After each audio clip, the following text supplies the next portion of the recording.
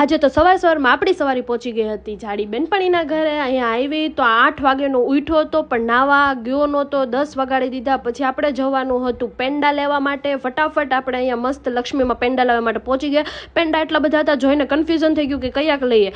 પછી ફાઇનલ અમે નક્કી કર્યું અને બોન્ટી પેંડો ચાખ્યો, અને બોન્ટી પેંડો બહુ ભાવ્યો એટલે કિલો પેંડા આપણે લઈ લીધા. ફટાફટ આ બાજુ બિલ કરાવી દીધું, અને બિલ કરાવીને અમારે લેવાનો હતો ફૂલહાર. એટલે ફટાફટ માસીને ત્યાં ફૂલહાર લેવા પહોંચી ગયા. ઘરે આવ્યા. ઘરે આવીને જાડી મસ્ત રેડી થઈ ગઈ હતી, ઓફિસ જવા માટે નીકળી ગયા. ઓફિસે આવ્યા અને આ બાજુ બધી તૈયારી થતી હતી, કેમ કે આપણે છે આજે મુહૂર્ત. ઘરનું નહીં, ઓફિસનું. આ બાજુ કંકુ પગલાની તૈયારી કરતી હતી, આ બાજુ શ્રીફળ વધેરી લીધું મસ્ત, અને પછી આ બાજુ વેદેહી અને એના નાના નાના પગલાં કુમકુમ પગલાં પાડી દીધા.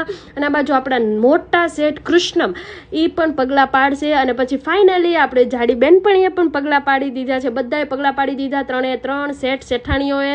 અને આ બાજુ મસ્ત મને ચાંદલો લગાવી દીધો, આરતી કરી લીધી આપણે. અને આ બાજુ અમને ભૂખ લાગી ગઈ હતી, એટલે પેટનો ખાડો પૂરવા માટે આપણે મેકડોનલ્ડ્સમાંથી મેકડીના બર્ગર મંગાવી લીધા. અને બર્ગરથી કંઈ થાય નહીં એટલે જોડે જોડે કિલો ઢોકળા પણ મંગાવી લીધા. અને આ બાજુ મેં બધાને આપી દીધું, તો મને કોઈ આપતું નહોતું, એટલે મેં કીધું કે ભાઈ અલ્લાહ કે નામ પે કુછ દે દે. એટલે જાડીએ મને છે ને આ બાજુ બર્ગર આપ્યું. ને અહીંયા તો અમારી જોડે બહુ મોટો સ્કેમ થઈ ગયો, કેમ કે અમે મંગાવ્યું હતું મેક આલુ ચીઝ ટિક્કી બર્ગર, અને કોઈને ચીઝ આવ્યું નથી. કોની જોડે આવો સ્કેમ થયો છે કમેન્ટ સેક્શનમાં કમેન્ટ કરજો. અમારી જોડે તો ફર્સ્ટ ટાઈમ આવો સ્કેમ થયો છે.